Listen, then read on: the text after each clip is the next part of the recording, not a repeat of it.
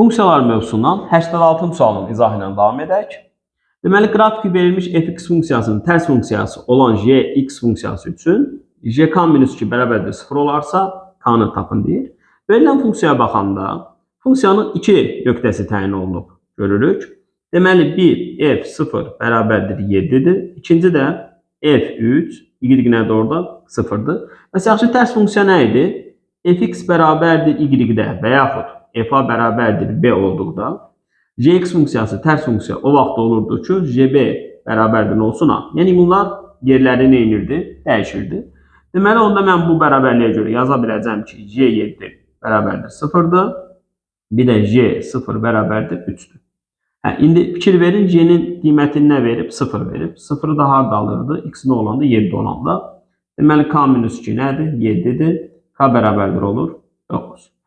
Növbəti izahda görüşərik. Hər birinizə uğurlar.